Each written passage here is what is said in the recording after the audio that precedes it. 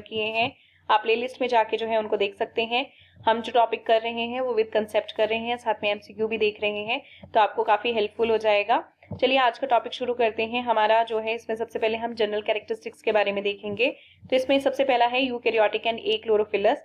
जो आपकी फंगस होती है दैट इज यूकैरियोटिक। यू का मतलब होता है ट्रू, कैरियोट वर्ड आपका बायोलॉजी में लगता है न्यूक्लियस के लिए, यानी कि इनके पास जो है ट्रू न्यूक्लियस होता है। इसका मतलब है कि यहाँ पे न्यूक्लियर मेम्ब्रेन आपको देखने को मिलती है। उसके अलावा आपको पता है यूकैरियोट्स में जो है मेम्ब्रेन बाउंड ऑर्गेनेल्स सारे के सारे प्रेजेंट होते हैं, जो कि प्रोकैरियोट्स में एब्सेंट होते हैं। लेकिन फिर आपको पूछा जाता है कि एक ऐसा सेल ऑर्गेनेल है जो दोनों में प्रेजेंट होता है और वो आपका मेम्ब्रेन बाउंड नहीं होता है, तो उसका आंसर आ जाएगा आपका राइबोसोम। राइबोसोम आपको प्रोकैरियोट में भी देखने को मिलते हैं, यूकैरियोट में भी देखने को मिलते हैं। और राइबोसोम जो होते हैं 70s प्रोकैरियोट्स में, 80s यूकैरियोट्स में। तो यहाँ पे जो है ये आपका यूकैरियोटिक होते हैं। ए क्लोरोफिलस यानी कि क्लोरोफिल यहाँ प्रेजेंट नहीं होता है। और आपको पता है कि अगर क्लोरोफिल नहीं है तो फोटोसिंथेसिस नहीं हो पाएगा, बिकॉज क्लोरोफिल क्या करता है, एक तो आप पढ़ते हो कि ग्रीन कलर देता है, दूसरा जो क्लोरोफिल का मेन फंक्शन होता है वो होता है सनलाइट को कैप्चर करना। तो सनलाइट कैप्चर नहीं होगी तो खाना नहीं बनेगा। दूसरा आपका यहाँ पे दिया है हेटेरोट्रॉफिक न्यूट्रिशन, यानी कि ये दूसरों पे डिपेंडेंट होते हैं अपने खाने के लिए। ये ऑर्गेनोट्रॉफ्स होते हैं, यानी कि अपनी जो एनर्जी है उसको ऑब्टेन करते हैं ऑर्गेनिक कंपाउंड से। उसके अलावा आपको ये सेप्रोफाइट्स भी देखने को मिलते हैं, यानी कि डेड मैटर पे फीड करते हैं। पैरासाइट यानी कि लिविंग होस्ट पे फीड करेंगे। या फिर ये सिम्बायोइट्स होते हैं। सिम्बायोइट्स का मतलब क्या है कि एसोसिएशन में, म्यूचुअल एसोसिएशन में काम करते हैं, जैसे कि फॉर एग्जाम्पल लाइकन, जो कि आपने लाइकन और माइकोराइजा का एक टॉपिक पूरा जो है हमने कवर किया है विद एमसीक्यू। लाइकन क्या होते हैं, एल्गी या फंजाई की एसोसिएशन, या फिर साइनोबैक्टीरिया और फंजाई की एसोसिएशन को आप लाइकन बोलते हैं। और माइकोराइजा क्या है, फंगस जो है वो रूट ऑफ हायर प्लांट्स के साथ जब एसोसिएशन करता है तो हम उसको माइकोराइजे बोलते हैं। ये यहाँ पे सेकंड पॉइंट आपका दे रखा है।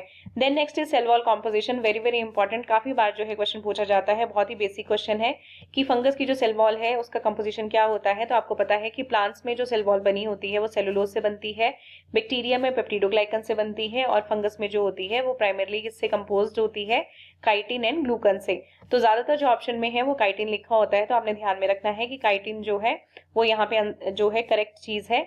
उसके अलावा अगर आप देखें तो आर्थ्रोपोड्स में भी जो है आप उनका जो एक्सोस्केलेटन होता है वो काइटिन से बना होता है, ये भी आपने ध्यान में रखना है। Next is storage product. Storage product मैंने आपको कल भी वीडियो में बताया था कि जो यहाँ पे स्टोरेज प्रोडक्ट होता है दैट इज ग्लाइकोजन। एनिमल्स के अंदर भी जो है स्टोरेज प्रोडक्ट ग्लाइकोजन होता है, इनके अंदर भी ग्लाइकोजन होता है, और साथ में जो है वो ऑयल ड्रॉपलेट्स भी होते हैं, इसलिए यहाँ पे लिखा है सिमिलर टू एनिमल्स। और हमने कल एल्गी में बात की थी कि आपके जो प्लांट्स होते हैं बेसिकली उनके अंदर जो है वो starch as a stored product जो है वो देखने को मिलता है। और एल्गी में हमने डिफरेंट प्रकार के जो है वो आपके प्रोडक्ट्स देखे थे। Next is reproduction. तो रिप्रोडक्शन कई तरह से यहाँ पे होती है, जैसे कि वेजिटेटिव रिप्रोडक्शन, फ्रेगमेंटेशन और बडिंग से होती है। एसेक्सुअल में आपको डिफरेंट स्पोर्स देखने को मिलते हैं, जैसे कि कोनिडिया है, स्पोरेंजियोस्पोर्स है। तो आपको ये ध्यान में रखना है कि एसेक्सुअल रिप्रोडक्शन में कौन से स्पोर यूज होते हैं, तो कोनिडिया एंड स्पोरेंजियोस्पोर। और सेक्सुअल रिप्रोडक्शन की बात करें तो आपको oospores, एस्कोस्पोर्स, बेसिडियोस्पोर्स जो है ये आपको सेक्सुअल रिप्रोडक्शन में जो है वो काम करते हुए मिलेंगे। तो ये कुछ जनरल कैरेक्टरिस्टिक्स हैं और इंपॉर्टेंट कैरेक्टरिस्टिक हैं जो आपको फंगस के बारे में पता होने चाहिए। Next is range of thallus organization. इसमें जो है हमने कल भी बात की थी range of thallus organization. Range of thallus क्या होता है कि किस तरह से इनका जो थैलस है उसमें जो है आप एवोल्यूशन देखते हैं कि किस तरह से यूनिसेलुलर से मल्टीसेलुलर की तरफ ये जाते हैं और आपको किस तरह से कॉम्प्लेक्सिसिटी दिखाई देती है, तो वही हम बात करते हैं इसके अंदर। थैलस क्या है, आपका वेजिटेटिव बॉडी होती है फंगस की, जिसके अंदर ना तो आपको ट्रू रूट्स मिलती हैं, ना स्टेम मिलती है, ना लीव्स मिलती है। अगर हम बात करें तो सबसे पहले यूनिसेलुलर थैलस की बात करते हैं। तो यूनिसेलुलर थैलस जो है वो सिंपलेस्ट फॉर्म है, जो कि आपको ईस्ट में देखने को मिलता है और आपका काइट्रिड्स में जो है वो देखने को मिलता है। इसमें जो है आपका एंटायर ऑर्गेनिज्म एक सिंगल सेल से बना होता है, ये आपने ध्यान में रखना है। इसीलिए आपको यहाँ से एक बहुत ही इंपॉर्टेंट क्वेश्चन जो है वो एग्जाम में बार बार पूछा जाता है, और वो है आपका ईस्ट के बारे में। ईस्ट जो है आपका, इसके बारे में पूछा जाता है कि यूनिसेलुलर फंजाई कौन सी है, तो दैट इज ईस्ट, जिसको आप सैक्रोमाइसिस बोलते हैं। और काइट्रिड्स यहाँ पे लिखा है, तो काइट्रिड्स जो है ये भी एक बहुत ही प्रिमिटिव ग्रुप है फंजाई का, और ये भी कैसा होता है, यूनिसेलुलर फॉर्म होता है, ये आपने ध्यान में रखना है। और काइट्रिड की मैं आपको एक खासियत बताऊं तो काइट्रिड में क्या देखने को मिलता है, फ्लैजिलेटेड मोटाइल स्टेजेस जो है वो देखने को मिलती हैं यहाँ पे। ईस्ट की बात करें तो ईस्ट में जो है आपको कुछ और चीजें भी पूछी जाती हैं, जैसे ईस्ट का पूरा नाम है सैक्रोमाइसिस सेरेविशिये, ये आपको पता होना चाहिए। उसके अलावा ईस्ट जो है आपकी यूनिसेलुलर फंजाई है, फाइलम आपका एस्कोमाइकोटा जो है उसको बिलोंग करती हैं, और एसेक्सुअली रिप्रोड्यूस करती हैं बडिंग से। तो ये क्वेश्चन भी जो है वो पूछ लिया जाता है, तो ये सारी चीजें आपने ध्यान में रखनी है। उसके अलावा आपको पता है ईस्ट जो होती है इसको हम बेकर ईस्ट भी बोलते हैं, ब्रूअर ईस्ट भी बोलते हैं। बेकर ईस्ट कब बोलते हैं आप, जब ये बेकिंग इंडस्ट्री में यूज होती है, और ब्रूअर ईस्ट कब बोलते हैं, जब आपका जो वाइन वगैरह है, अल्कोहल है, वहां पे जब बनाने के लिए यूज होती है तब हम इसको ब्रूअर ईस्ट बोलते हैं। ये भी आपने इसके बारे में याद रखना है। Next is multicellular thallus. Multicellular या फिर फिलामेंटस थैलस भी बोल सकते हैं आप इसको। इसमें आपको क्या देखने को मिलता है कि जो मेजोरिटी ऑफ फंजाई है वो आपके थ्रेड लाइक स्ट्रक्चर्स उसमें देखने को मिलते हैं, जिसको हम हाइफे बोलते हैं, और हाइफे के नेटवर्क को हम क्या बोलते हैं, माइसीलियम। ये आपने ध्यान में रखना है, ये क्वेश्चन पूछा जाता है। उसके अलावा जो ये माइसीलियम या हाइफे होते हैं ये नॉन सेप्टेट और सेप्टेट देखने को मिलते हैं। नॉन सेप्टेट का मतलब है कि इनका डिवीजन नहीं होता है। आपका जो साइटोप्लाज्म का मास होता है वो कंटिन्यूस होता है और उसमें बहुत सारे जो है न्यूक्लियस आपको देखने को मिलते हैं, इसीलिए उसको सिनोसिटिक कंडीशन बोलते हैं। और इसमें एग्जाम्पल दे रखा है आपका राइजोपस का। वैसे ही सेप्टेट हाइफे क्या होते हैं कि ये जो है डिवाइडेड होते हैं सेप्टा से, और आपको जो है इसमें यूजुअली जो है आपको पोर्स दिखाई देंगे इनके बीच में, ताकि जो है साइटोप्लाज्म और ऑर्गेनेल्स जो है बिटवीन द सेल मूव कर सकें। एग्जाम्पल आपको यहाँ पे दे रखे हैं Aspergillus and Agaricus. Next is classification of fungi. Fungi जो है उसकी क्लासिफिकेशन आपको पता होनी चाहिए, और इसमें जो है हम क्लासिफिकेशन कैसे करते हैं, on the basis of morphology of the mycelium and mode of spore formation. ये दोनों चीजें आपने ध्यान में रखनी है। कई बार ऐसे भी पूछ लेते हैं कि क्लासिफिकेशन किस बेस पे की गई है। तो सबसे पहले अगर हम देखें तो इसमें आपका जो डिवीजन है उसमें आपका फाइकोमाइसिटीज आता है, जिसको आप एल्गल फंजाई भी बोलते हैं। की फीचर क्या है इसके, सिनोसिटिक माइसीलियम होता है, हमने इसको ऊपर ही डिस्कस किया है, यानी कि यहाँ पे जो है वो सेप्टा प्रेजेंट नहीं होते हैं। साथ में ये जू स्पोर्स को प्रोड्यूस करते हैं या फिर ए प्लानोस्पोर्स को भी प्रोड्यूस करते हैं। जू स्पोर्स जो होते हैं वो मोटाइल होते हैं, ए प्लानोस्पोर्स जो होते हैं वो नॉन मोटाइल होते हैं, ये ध्यान में रखना है। एग्जाम्पल आपको देखने को मिलेगा म्यूकोर एंड एल्ब्यूको। देन आपका दूसरा जो है दैट इज एस्कोमाइसिटीज, जिसको आप सेक फंजाई भी बोलते हो। इसमें जो हाइफे होते हैं वो सेप्टेट होते हैं। सेक्सुअल स्पोर्स जो है वो प्रोड्यूस होते हैं, और जिसमें प्रोड्यूस होते हैं जो सैक लाइक स्ट्रक्चर होता है यहाँ पे जिसमें सेक्सुअल स्पोर्स प्रोड्यूस होते हैं उसको आप क्या बोलते हैं, एस्कस बोलते हैं। और इसमें एग्जाम्पल आते हैं आपके पेनिसिलियम एंड ईस्ट। ये आपने बिल्कुल ध्यान में रखना है। पेनिसिलियम आपको पता है इससे जो है सबसे पहले एंटीबायोटिक बनी थी पेनिसिलिन, और उसके अलावा जो है आपका ईस्ट जो है वो आपका यूनिसेलुलर फंजाई है, तो this is important. Next is basidiomycetes. Basidiomycetes में क्या है आपका, इसको क्लब फंजाई बोलते हैं। इसमें भी सेप्टेट हाइफे होते हैं। सेक्सुअल स्पोर्स जो है वो बेसिडियोस्पोर्स होते हैं, और जो फ्रूटिंग बॉडी होती है वो बेसिडियम होती है, उसके अंदर जो है ये बेसिडियोस्पोर्स जो है वो प्रोड्यूस होते हैं। इसमें एग्जाम्पल क्या है आपका अगैरिकस मशरूम, जिसके बारे में हमने काफी डिटेल में बात की है। हमने जो है एडिबल और पॉइजनस मशरूम के ऊपर एक वीडियो बनाई है, उसका डिफरेंस वहां पे आपको जो है वो समझाया गया है। उसके अलावा एस्टिलैगो जो है यहाँ पे एग्जाम्पल है। Next is deuteromycetes. ड्यूटेरोमाइसिटीज को जो है इम्परफेक्ट फंजाई बोलते हैं। वेरी वेरी इंपॉर्टेंट, ये बार बार क्वेश्चन जो है वो पूछा जाता है, क्योंकि यहाँ पे जो है सेक्सुअल स्टेज नहीं देखने को मिलती है, और ये सिर्फ एसेक्सुअल स्पोर से ही रिप्रोड्यूस कर पाते हैं, जिनको आप कोनिडिया बोलते हैं। यहाँ पे एग्जाम्पल जो दे रखे हैं that is Alternaria and trichoderma. तो एग्जाम्पल आपको पता होने चाहिए, साथ में आपको ये पता होना चाहिए कि किसमें जो है वो किस प्रकार का जो है वो हाइफे है। अगर आप यहाँ पे ध्यान दें तो यहाँ पे जो है आपको सिर्फ फाइकोमाइसिटीज जो है वहां पे सिनोसिटिक माइसीलियम देखने को मिलता है, यानी कि हाइफे सेप्टेट हाइफे वहां पे आपको नहीं देखने को मिलते हैं।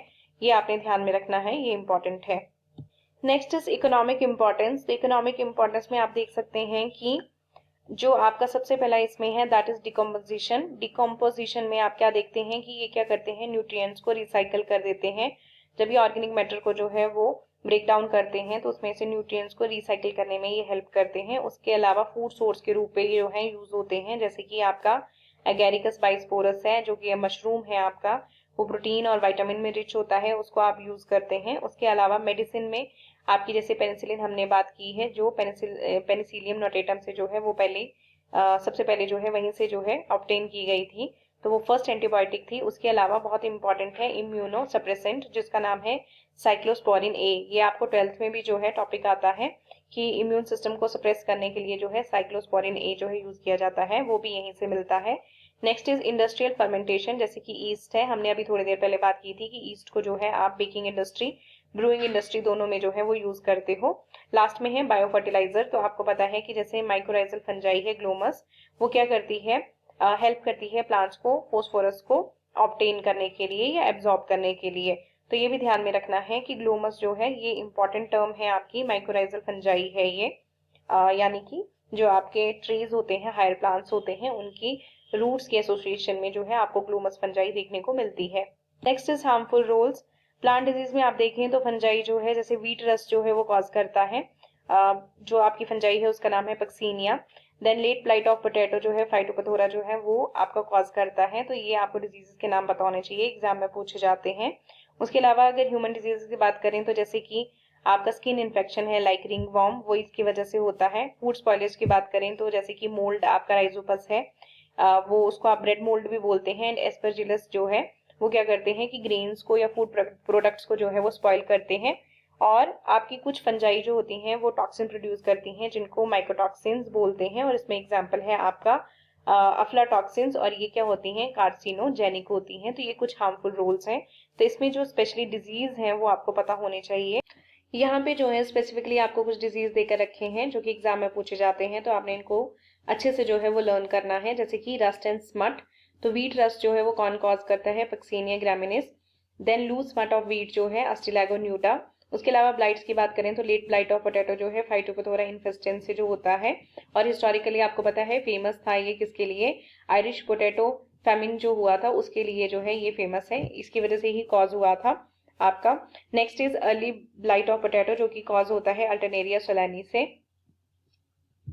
Next is wilts and rots. Wilts and rots में आप देखें तो रेड रॉट ऑफ शुगर जो है वो एग्जाम में पूछा जाता है।